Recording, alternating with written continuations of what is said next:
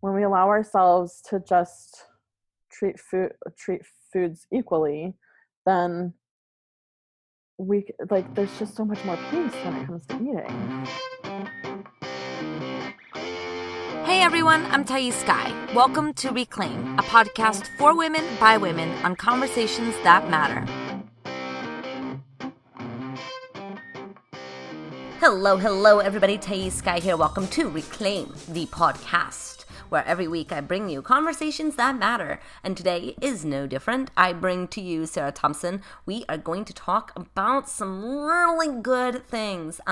But first, I have to say, this is really exciting stuff because I'm officially recording this podcast episode from my new place. As many of you know, a few weeks ago, 2 months ago to be exact, I ended a really important long-term relationship, and a few weeks after that, I left my home of 3 years and went nomadic for about 6 weeks, and now I'm officially settled into my new place. I'm really loving it, you all, and I'm tired of being nomadic. I am not built for the nomadic life. Props to all of you who are. I love having my own space, and it feels so good to have my own space. I haven't yet figured out the most ideal podcasting space yet. I don't have a walk-in closet the way I had in my old space, so pardon the little noise in the background if you hear any, or I guess it may not sound as what is it like it's more echo chambery. I get it, not ideal, but I am figuring it out, so don't you worry. But something that I think transitions really force us to look at and accept are our limitations. Am I right or am I right? There's nothing like being in transition for you to realize how much you can do and how much you really can't do.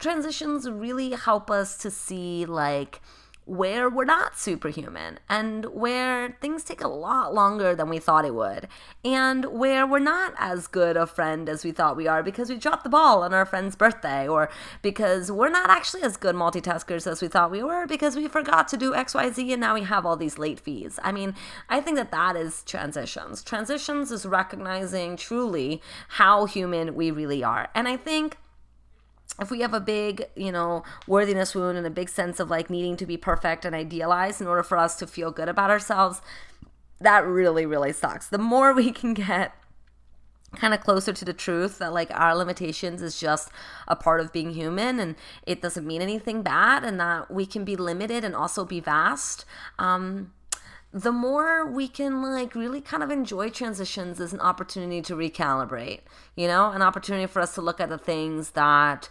we didn't really want to look at before, but now we're recognizing the importance of looking at it. So for me, for example, this transition has really made me recognize and realize my limitations in terms of the friends that I have in my life, the people that I have that support me, and my limitations in how I've supported them in the past, and their limitations in how they can support me. I've started to really, really notice how I expect people to show up for me, and then when they fall short, how that leads me into a very predictable pattern. And it's very easy when we have attachment trauma and we have challenges in our childhood around attachment for us to have a hard time in friendships, because with intimate relationships, I feel like it forces us to look at it on one level. But friendships, we can kind of opt out from seeing our shit a little bit. You know what I mean? We can just that friend is replaceable. We can kind of just move on and find other friends. And so I think it's really important, though, that we stop seeing friends as expendable and we start using it as an opportunity for us to look at some deeper underlying stuff that is calling for our attention. I truly believe that life force draws us to people to look at certain parts of ourselves. And so this transition has really shown me some patterns and the ways that they play out in my relationships with my friends and my support system. And while I don't have any answers, because do I ever have answers on this podcast, I will tell you this. Our limitations are holy. They're holy. They're like little arrows telling us hey, can you love this part too? hey, can you just be okay that this is where you're at right now? Hey, can you practice loving yourself here? And if you can practice loving yourself here, can you also practice loving yourself over here too? And when it comes to relationships, can you just be a tiny bit softer with yourself? That like maybe you're still figuring out this whole like how to be really good friends to other people and how to allow other people to be really good friends to you and like not take it so personally all the time. Like, can you like just soften a little bit here? That's what I feel like transitions are. They're just like a big invitation to really, really soften into the fact that, yeah, we're not perfect and that is okay. So that's my spiel for today. Let me start to introduce Sarah Thompson. Sarah Thompson is an eating disorder recovery coach, certified body trust provider, writer, and consultant. They identify as white, fat, queer, and non-binary. Sarah is committed to educating healthcare professionals on creating better relationships with larger-bodied clients, eating disorder awareness, body liberation, and creating community. Their work is done through an anti-oppression, social justice-based lens because acknowledging the trauma of oppression is a part of healing. Sarah is an ice cream connoisseur, loves Grey's Anatomy, and her friends' animals. I love this conversation with Sarah because we talk about intuitive eating, we talk about capitalism, we talk about body positivity, but from a lens that I think most of us don't hear these conversations from. And it's a very important perspective. It's important for us to be looking when we're talking about mindful eating, we're talking about like loving your body, that we're not excluding certain peoples from that conversation. And that conversation can be inherently exclusive if we're not very careful. And Sarah and I talk about some of the intersections, particularly around money and food, but other intersections as well, including class. But before I bring Sarah on, I want to share some statistics from an article that I was given access to called Bias, Discrimination, and Obesity. And it was first published in 2001. So you can imagine that some of the statistics may have changed a little bit since 2001. But it talks about fat phobia and just how pervasive it is in all sorts of industries and practices. And I want to share some of those numbers because I think fat phobia is one of those things that we just do not talk about. But the level of discrimination that happens towards fat people is just heartbreaking. For example, a comprehensive literature review summarized numerous work-related stereotypes reported in over a dozen laboratory studies. Overweight employees are assumed to lack self-discipline, be lazy, less conscientious, less competent, sloppy, disagreeable, and emotionally unstable. Obese employees are also believed to think slower, have poorer attendance records, and be poor role models. These stereotypes affect wages, promotion, and termination. There is evidence of significant wage penalty for obese employees. This takes several forms: lower wages of obese employers for the same job performed by non-obese counterparts, fewer obese employees being hired in high-level positions, and denial of promotions to obese employees. A study of over 2,000 women and men 18 years or older reported that obesity lowered wage growth rates by nearly 6%. There are studies in the medical and health settings. A number of studies of over 400 physicians identified patient characteristics that aroused feelings of discomfort, reluctance, or dislike. Physicians were mailed anonymous questionnaires. Only 1/3 of the sample listed obesity as one of these conditions, making it the 4th most common category listed and ranked behind only drug addiction, alcoholism, and mental illness. Physicians associated obesity and other negatively perceived conditions with poor hygiene, noncompliance, hostility, and dishonesty. The authors concluded that physicians' responses may reflect Protestant ethic values, which emphasize self-discipline, persistence in the face of adversity, and achievement. These are characteristics that physicians believed were low or absent in patients with conditions like obesity and alcoholism. Nurses, in a similar study, nurses agreed that obesity can be prevented by self-control. This is 63% of nurses believe that obesity can be prevented by self-control, and that obese persons are unsuccessful. That's 24%. Overindulgent. That's 43%. Lazy. 22%, and experience unresolved anger, 33%. In addition, 48% of nurses agree that they felt uncomfortable caring for obese patients, and 31% would prefer not to care for an obese patient at all. So this is in our healthcare. This is in our health care. What else? Let's see here. Then we can talk about education. Peer rejection may be an overweight individual's first challenge in educational settings.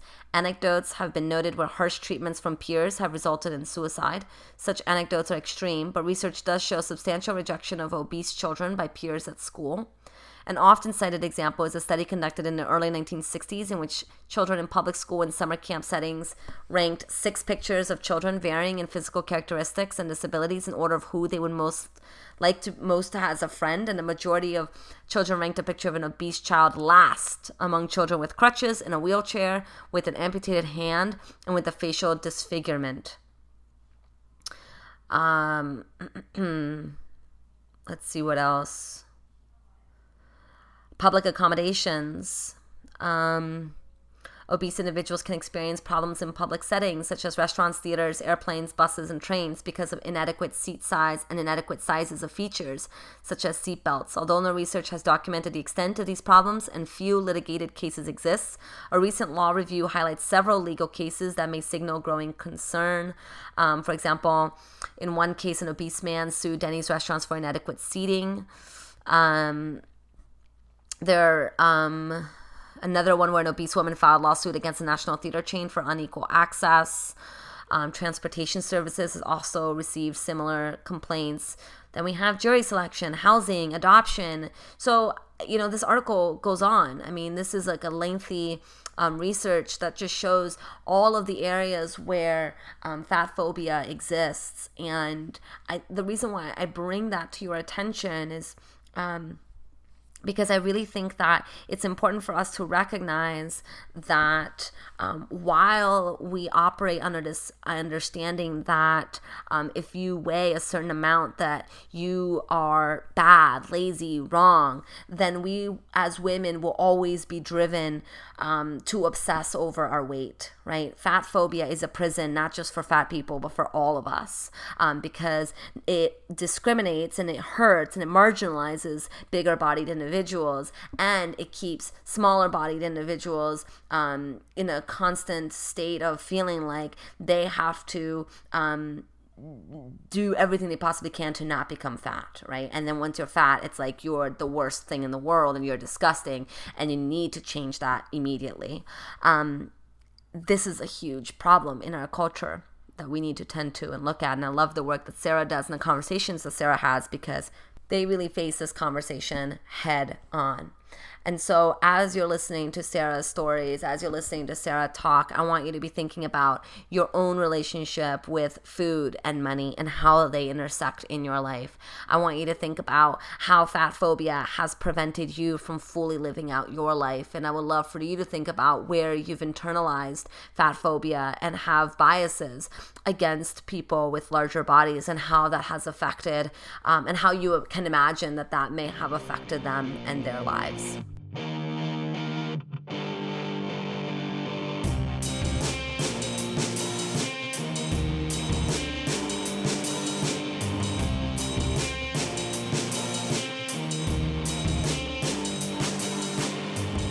All right, Sarah, my love, I am so happy that you are here on Reclaim. Thank you for being with me today. Thank you so much for having me. I'm really excited to chat with you. So for people who may not know about you and your work and your presence in the world, tell us a little bit. I am a certified body trust provider and eating disorder recovery coach. And I came from that after I left grad school. I took a leave of absence from grad school. I was doing East Asian medicine, which is acupuncture and Chinese herbalism. Here I am in the coaching world now. So you wrote a Facebook post. Well, you write many Facebook posts, but there's a Facebook post that you wrote in particular that really tugged at my heartstrings and made me think about things that I never really thought about. And And so I want to read just bits of it, and then I want to explore and see where the conversation goes. So you start off saying, let's talk about intuitive eating. Let's talk about how financial instability, budgets, and medication can complicate the fuck out of intuitive eating. In the book, Intuitive Eating, an intuitive eater is described as generally eating because of a biological hunger and making food choices without experiencing guilt or an ethical dilemma. Sounds so holy, so good. Intuitive eaters honor hunger, respect fullness, and enjoy the pleasure of eating. Sounds simple, right? Well, Sarah comes along and she's all like, so what happens when you're so limited on money that you can't buy the food that sounds good to you? You can't buy enough food to eat until you're full. Your food stamps don't cover the amount of groceries you need. You can't afford more nutrient-dense foods that you enjoy. You have to shop at stores that remind you of your food insecurity as a child. You hate to cook and cannot afford to eat out anymore. You have to choose between gas for your car, paying your phone bill, or buying food with the money you have beyond food stamps. How do you navigate honoring your hunger or respecting your fullness when you can't afford to buy enough food? How do you enjoy the pleasure of eating when you can't buy food that sounds good to you? How do you enjoy the pleasure of eating when you are worried about if you'll be evicted from your home? And it goes on and on. I think we can pause there for now. Yeah. These are such big questions. Really, they're really big questions. And I just think it's important that we first really name that there are so many variables that influence our capacity to feel good about our food and our body that has nothing to do with what's within our control. How do we navigate that? Oh, honestly, the answer is the best that we can. Because truly, I don't want to put limits on things. Part of me wants to be like, absolutely, there's no way that somebody that is dealing with that level of financial insecurity is going to be able to eat intuitively. And there's a part of me that's like, well, how can I just say that so absolutely and make that completely impossible for somebody that's dealing with such insecurity around food and money? So it's challenging, right? Because it's so complicated. And that's why I say that we do the best that we can. Because I think it's possible to try and eat as intuitively as you can when you're experiencing those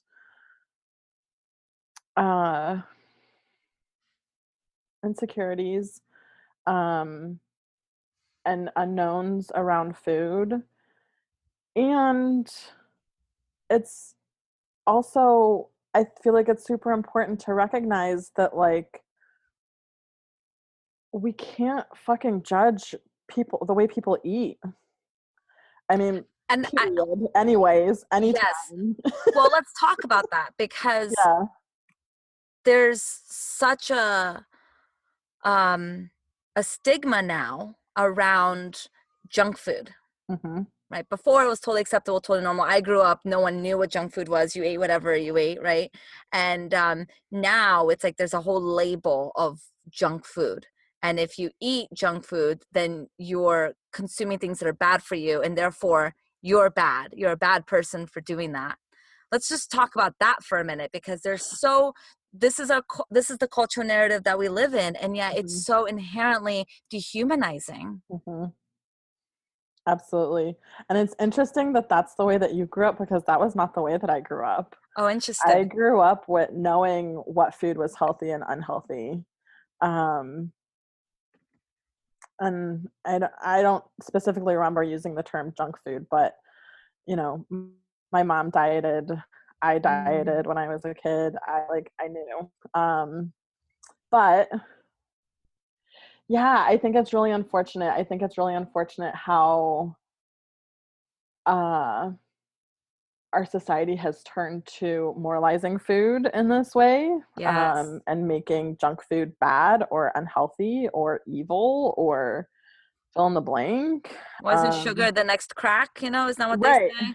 And Yes. sitting is the next smoking. Oh my God, both of these things drive me in like ridiculously up a wall because like let's just let people eat. Our relationship to our food is way more important than what the food is that we're actually eating. And I think this is something that is also really important for people to look at that are dealing with food insecurity because there's already that anxiety there. There's already the not knowing how much food I'm going to be able to eat or having anxiety about having enough food or um, not having the food that you really want to be eating. There's already all of that anxiety. And then our society, like the way that we believe is going to just make that like pile on the guilt because you're eating food that's seen as unhealthy and like it's just that is a lot for people to bear, and I think that is part of how um people who are poor are lower socioeconomic status. I think it is just another way that people are being oppressed Mm. um to attack the food that people are eating. Yeah. Well, it's And I really interesting. It's interesting. Something that you just said brought it up for me. So I grew up in Brazil until the age of 7 when I moved to the United States. And in Brazil, if you're poor, you don't eat processed foods. You can't afford it. So junk food is actually, it's like a high, interesting. it's a fancy thing. Uh, Yeah. we wouldn't go to a grocery store. A grocery store was like a once every 2 to 3 months excursion, like an all day experience, because when you are from Brazil, your diet is rice and beans and vegetables, and you go to the farmer's market every week and you buy your Huh. produce and your you go every morning to get fresh bread, for like 50 cents down the street for breakfast. So grocery stores, packaged food, that's elitism, that's fancy crackers and Interesting. like candies. So for me, that having access to that felt fancy. Yeah. Going to McDonald's was a big deal when I was growing up. I mean, you dressed up to go to McDonald's, and then to come into the United States where the culture is then kind of the opposite, where Right. McDonald's is affordable and whereas fruits and vegetables are not affordable. Right. That is such a flip. And wow. Isn't that Yeah, interesting? it is. It's really interesting. So when it comes, so this is why I wanted to have this conversation, is to explore the intersection of money and food and the way Mhm. that it impacts the individual. And so I would love to hear your story of like, what did that look like for you, and untangling from both of these narratives that are so pervasive. I would say that I have done a lot of work to untangle the morality of food. Um so for the most part today, I can choose what I'm going to eat without thinking, oh, what's healthy, what's unhealthy, what's good or bad. And it's more about um, choosing foods based on if I like it or if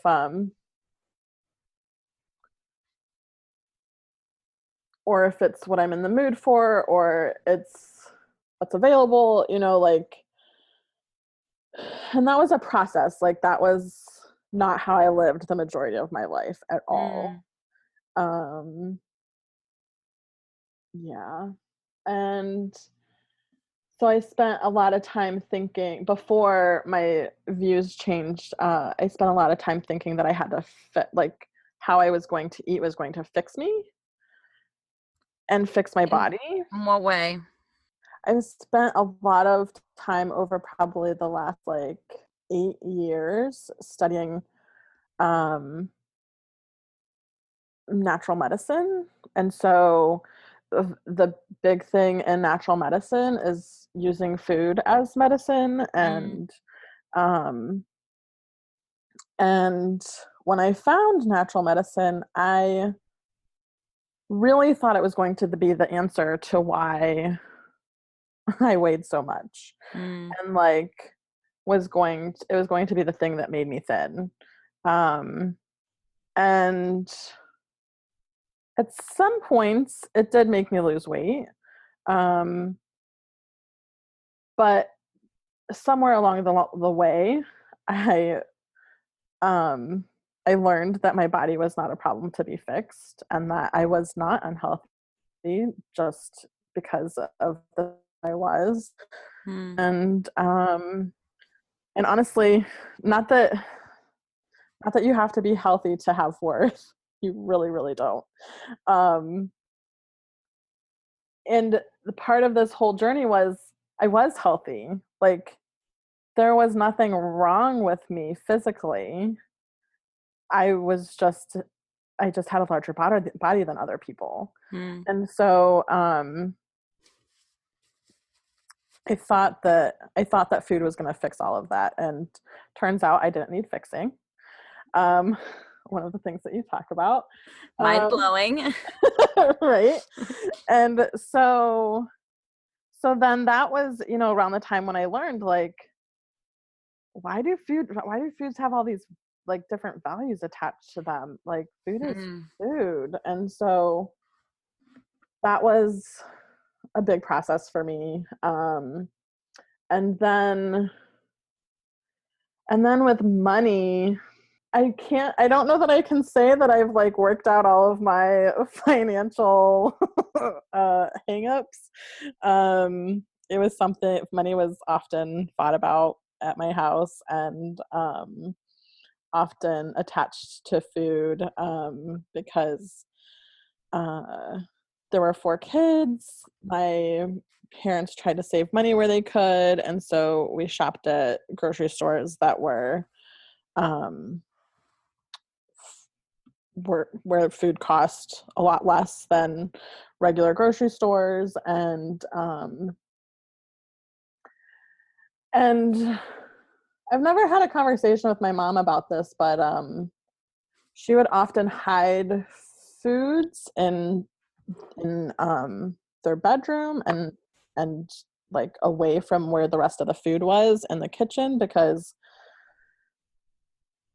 what I was told was so that it could be saved for our lunches or for us to have down the line, and so that it wouldn't all get eaten at one time after she went grocery shopping.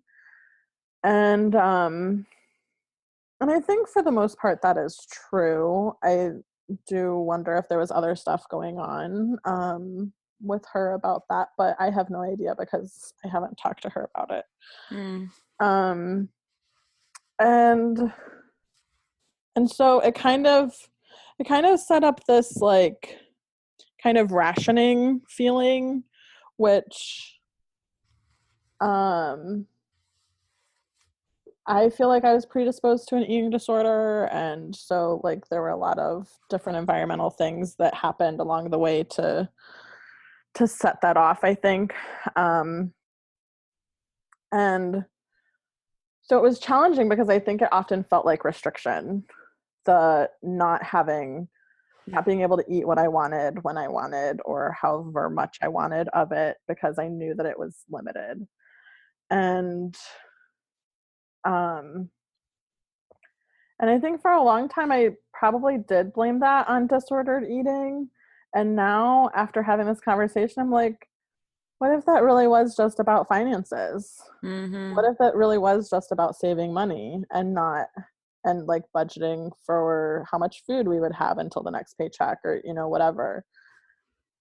And as a kid, I did not get that. I didn't get that. It really just felt like restriction to me. And so now, today, um, I said this in the comments on the post, so I'm like, might as well say it here. But I currently do use food stamps, and so I am really grateful for that. And I'm not gonna lie, it totally brings up all of the stuff from like financial and food stuff from when growing up, and having that feeling of restriction and not being able to necessarily afford want to be able to eat, and it's complicated, and Absolutely. and I and I wish it wasn't the case, not necessarily the food stamps, but just that like how complicated it is, and it's part of the reason why I wrote the blog and wrote the Facebook post that I did, because um what I've learned about shame is that when you talk about it, it reduces the shame, and Mm. um, and I know that I know that I'm so not the only person that deals with this, and um, yeah, and I talk to and I work with a lot of healthcare professionals who I don't think have ever considered these things or know how to talk about them, and and that was another reason why I wanted to talk about it, was because I don't think it gets addressed a lot. No, it absolutely does not get addressed a lot. I feel like we talk about food in terms of other intersections, but it really feels to be missing the conversation of Mhm, food as it intersects with class and with mhm, um, financial means. And I think money and food are two things that are very primal in many ways. mhm, And so we bring all of our worthiness and all of our issues to them. And so when they intersect, then yeah, that gets even more complicated. And there's so mhm, much to hold, so much complexity to hold. And mhm, that's so overwhelming for us that we don't want to think about. And I want to back up just real quick because I think you and I kind of understand the removal of morality around food, but maybe mhm. some people who are listening don't understand, well, what do you mean? But McDonald's is bad for you. So why shouldn't there be a morality around that? So I would love for you to deconstruct that just a little bit. Part of the way that I talk about it, instead of talking about it as in like good or healthy versus bad or unhealthy, is talking about food instead as um, more or less nutrient dense. So that's a specific like language way to talk about it, um, because really that's the fact. Like that's the fact without any judgments on it, is that um, I don't know, like zucchini has more nutrients than Cheetos, right? Like that is measurable. And good or bad, the the morality of it is that it's extremely challenging to be able to make food choices for your body in our society, the way that we look at food and the way that we look at bodies, when everything is categorized as good or bad. And so being able to remove that point of view, remove that judgment, makes it so that like cupcakes have the same emotional appeal. I don't know if that's necessarily the way that I want to frame it, but like the same enticement maybe as like, I don't know, cheese. Although it may not be fair to compare cheese and cupcakes, they're both pretty amazing. Um, Absolutely delightful. um, but like a pear. Okay, so like if if we if our attachment to the pear and cupcake is similar, and we're making choices for our body, we're going to make choices that are way less informed by diet culture, because really these rules and these judgments and good and bad are really stem out of diet culture. And so when we remove that charge out of the equation, then we can make choices that are more in tune with what we actually want. Because Yes, sometimes it's going to be the cupcake, sometimes it's going to be the pear, sometimes it's going to absolutely. be the cheese. And also when we remove that charge, it takes away the like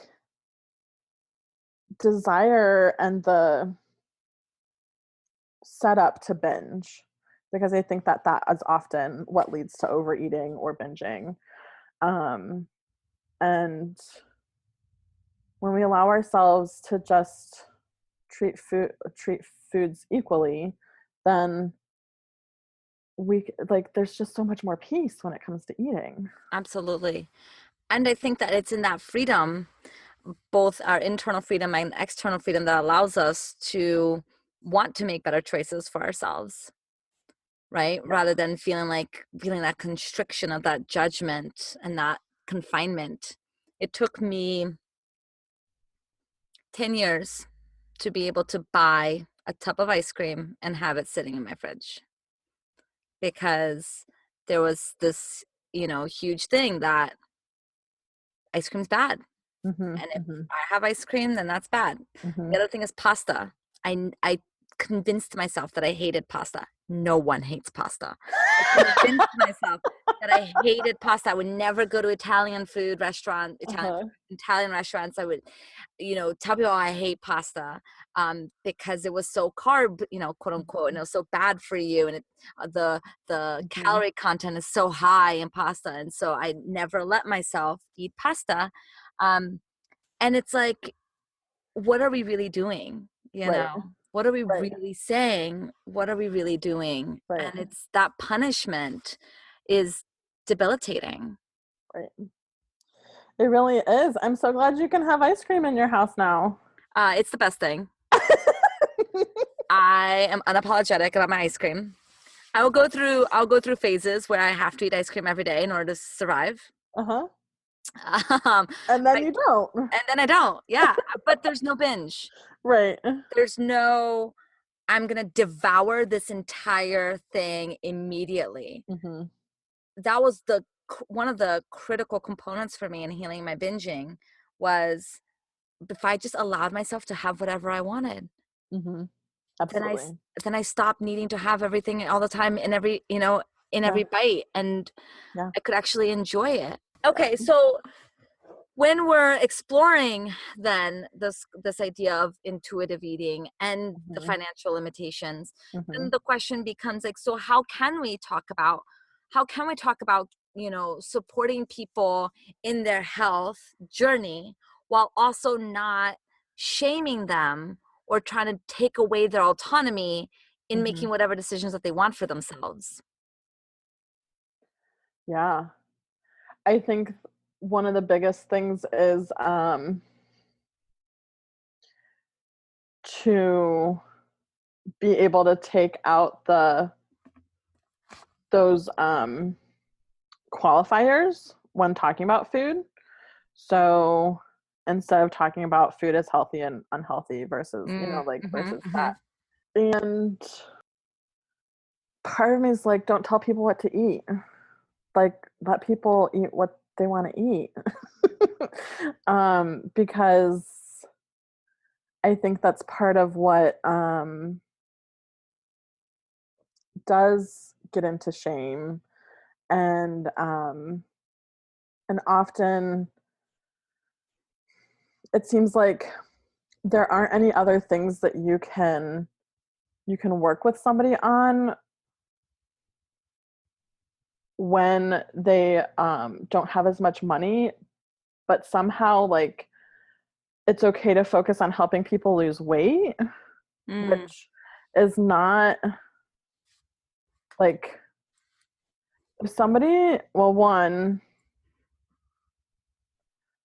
intentional weight loss and dieting shouldn't be recommended to anybody. I think that that goes even doubly more true for people that are poor or are limited financially, because like that is, you can improve. Okay, so here's the point that I think I'm trying to make, is that we can help people improve their health without focusing on weight loss, one, Mm. and we can help people improve their health really without even focusing on food, because there are all sorts of things that you can do to improve your health that are not centered around food. um like, are people doing things to that they find enjoyable? Are they doing things, can you teach somebody how to meditate for 5 minutes a day? Can Mm. you help somebody find movement that they enjoy doing? Isn't like they're doing it because they have to, and because somebody said like you have to exercise 5 times a week, you know. um are there are you getting enough sleep? Are Mm. you sleeping regularly? Are you um getting the health care that you need? Like, are you um Feeling seen, yeah, feeling supported. yes, people also, do you have community? Like, all of those things, all of those things So are, rich. It's so much more yeah, interesting to me yeah, than a number on a scale yes, and what that does or does not mean. right. And like, there's plenty of thin people who eat McDonald's regularly, and there's plenty of people in larger bodies that eat like McDonald's every day. Like, it's not But it's interesting where the judgment goes, right, right, you right, know. right. And I think that like often people that are limited on money, you know, one, they're having to deal with that stress. Like, they're constantly in a state of stress. Like, if you're worrying about where your rent money is going to come from, Mm. you are stressed. It's not going to matter what you eat. Like, stress has a terrible impact on our health. And so to be able to for healthcare professionals, whoever it is, whether it's a dietitian, whether it's a health coach, whether it's Sarah, this is a pretty bold statement. whoever. I mean, I know it's not bold, maybe necessarily in our community, but Yes, what you're proposing is it's pretty revolutionary in the context of the rest of the world. it's true. Because I I the may have some narrative radical ideas. is you're supposed to fit within a certain, what is it, BMI Hmm. for your weight. I mean Hmm. your height, right? It's Yeah. just height based, right? So based Well, on your height, you're supposed to your have, weight is based on your height. Yes.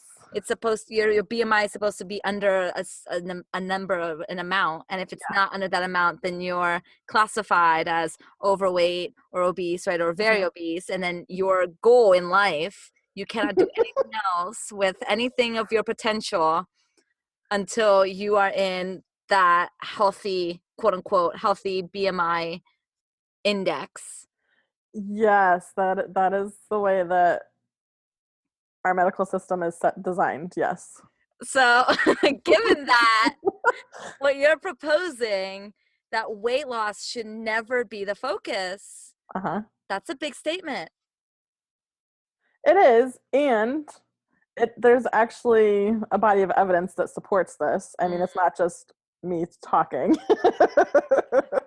Oh, I know this. Right. But for anybody who's listening that doesn't Yeah.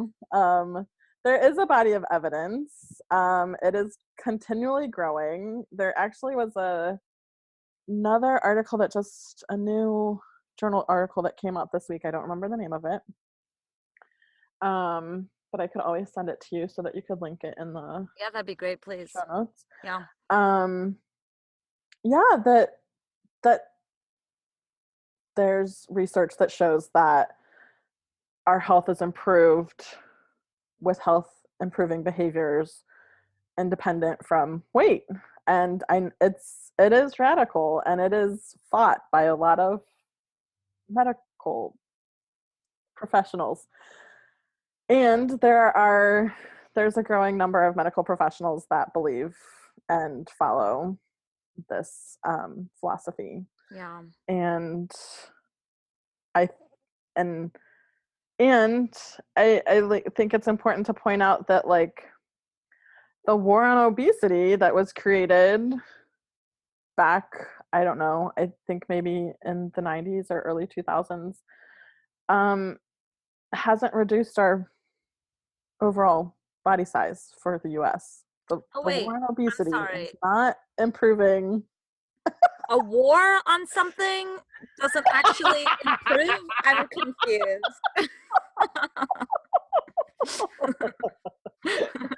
I know, it's mind-blowing. Mind-blowing. My mind is blown. But that is interesting. I actually didn't know that. I didn't know that it hasn't shown any changes. I mean, it doesn't surprise me, but I didn't actually know that Right. number. Yeah. And I mean, and I know, so this is something that I have had to come to terms with. I think that I had often heard that diets didn't work, and that 95% of people gain back the weight on a diet, and I would hear this. One, my would be like, no way, that's impossible. And then the next thing it would do would be, but that won't be me. Mm. That won't be me. I'll be the 5% this time.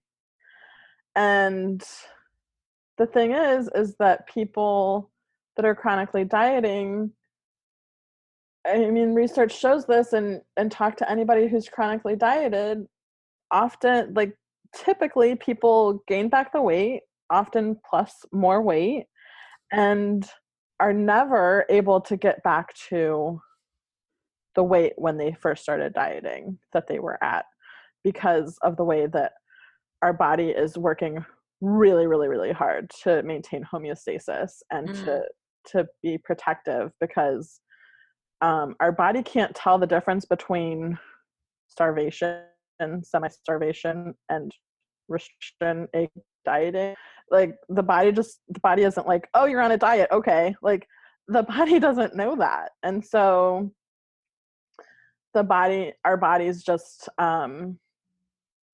think that we are being starved and are trying to protect us from not being able to survive. And so there's this thing called weight set point, I believe, that like just continues to increase typically as people do diet after diet after diet. And so really, really, like, obviously clearly the war on obesity hasn't worked, but also like the solution to diet is not working. It's not working. And so and then you have people a lot of times these days are like, well, it's a lifestyle change. Yes. Okay, I'm so glad you said I'm so glad you're going this. Change. Where was it that I read somewhere that was like saying like, oh, so lifestyle change, so now not only am I obsessed with my not only do I obsess with my diet, I now have to obsess with my diet indefinitely. Is what I saw. And I mean, right? It's such a great, yeah. So instead of like, okay, you're going to worry about your diet until you lose 10 pounds, it's it's a lifestyle change. You're now going to be stuck obsessing about your diet and what you're eating and how much you're moving for the rest of your goddamn life. So that sounds like freedom. The kind of fucking freedom I want. No, not really. So yeah, so tell me your thoughts. Tell me your thoughts around lifestyle.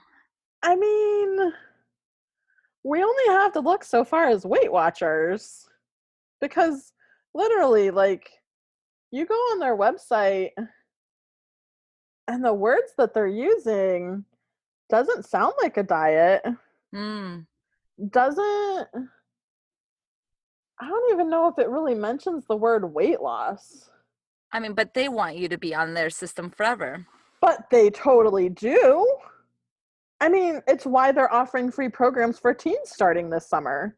Once you're Because they hooked. know if they get you when you're a teenager, that you're going to be hooked, and you're going to continue needing and wanting to have whatever that they are selling, which is not, it's not, I mean,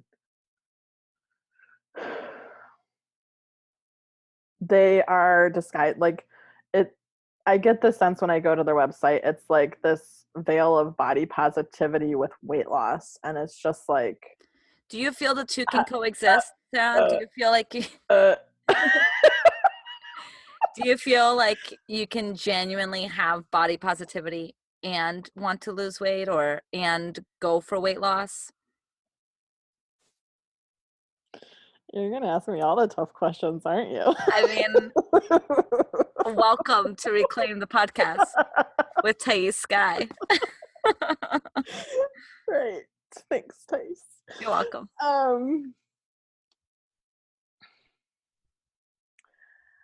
No, I don't think that body positivity and intentional weight loss can coexist. Mm. I do think that you can be body positive and still have the desire to lose weight, which is different than intentionally pursuing weight loss to I me. understand. Because we live in a really fat phobic society. So to like believe that we have to like completely 100% let go of this idea of wanting to lose weight, it's just not realistic. Because I would be treated better if I lost weight. That's just the reality. So there's that. But yeah, I do. I there's a lot of people that will say, I love my body, so I'm trying to lose weight. Or I'm doing this for my health and I love myself, so I need to lose weight. And I just think it is a reflection of how deep diet culture is Absolutely. steeped within us. That we can convince ourselves that is true because it may feel genuine for the person who has that belief Right. system, but Right. that just tells me how indoctrinated we've been with what it means to be in our bodies. Right. Because like I said, like we can do all sorts of things that are great for our health that aren't weight loss. Right. And people often don't talk about how weight cycling, which is the like going up and down, up and down, up and down, the process of restricting, falling off the diet, eating however you are that period, falling off the diet, going back to a diet, like going through that process over and over again has been shown to show the same problems with health as we blame on size. Wow. And people don't talk about that because nobody wants you to know that dieting is unhealthy. Right. Or damages your health. So like, well, and it's really frustrating too that in the medical system, which is where most people go for support of their health, doctors get maybe 2 semesters of nutrition education, maybe. Yeah. Most likely 1 to none. Yeah. And then so they're the ones that are kind of in the front line responsible for the information that people get. And it's heartbreaking. It's absolutely heartbreaking. It really is. It's one of the reasons why when I left school, I started doing consulting and training for healthcare professionals because and doing some medical advocacy stuff for people in larger bodies because I attended a medical school for over 2 years, and I got to see what it was like to be educated, and I got to see what it was like for my professors and the providers that I worked with, and how they talked about health and weight, and it the majority of the time did not align with how I was thinking about health and weight. And it sucks. Like it just flat out sucks. Like unless you have a person as a part of your healthcare team that believes this stuff, it's going to be very, very challenging to find the people that you need. There are ways to find those people. There are Facebook groups, there are websites, there are all different kinds of resources that people that do health at every size and intuitive eating have created, so that we can find each other and that patients can find the providers that they need, because it's such a small percent of the population. Yeah. And then it's like often those people, I don't know, some people take insurance, but often like if you're on Medicaid or if you're on state insurance or whatever it's called in your state, like Yeah. they may not be able to be found. Yeah. I would say, intuitive eating is such a beautiful counter narrative to our medical system. It just doesn't go far enough. It's basically what I'm hearing you say. Yeah. And that excites me, because we're not saying that intuitive eating is bad, wrong, blah, blah, blah, right? Because that's kind of that dichotomous thinking that perpetuates the patriarchy. We're just saying, let's take it one step further. Mm-hmm. Let's say intuitive eating, yes, and. Mm-hmm. And let's be intuitive and mindful of capitalism as well, mm-hmm. of the limitations within our capitalistic system, limitations of socioeconomic well-being. Like let's be mindful of that too. Yep. And that excites me, because I think the more that we can add nuance and depth, the more people are going to be able to apply it to their lives. The stricter and more rigid it is, the less applicability it has, because then it becomes privileged, it becomes cut off. So I just really want to honor that you're bringing a really important perspective in your work, in your conversations, because I think that this is going to be able to reach more people and make greater change. Thank you. Yeah. Do you have any final thoughts before we wrap up? Anything that we didn't mention that you want to make sure that people have something to munch on, think about? Just be curious. If any of the things that we've talked about have hit a chord and you're like sitting there with your face scrunched up and like, I can't believe they just said that. Be curious. Just be curious. Do your own digging. Look up on the internet. Start finding things that pique your curiosity to learn more.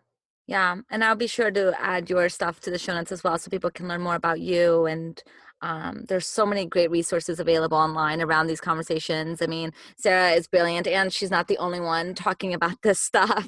This is important. We need to be really cognizant of how we're treating people with different bodies than our own, how we're treating people with similar bodies to our own.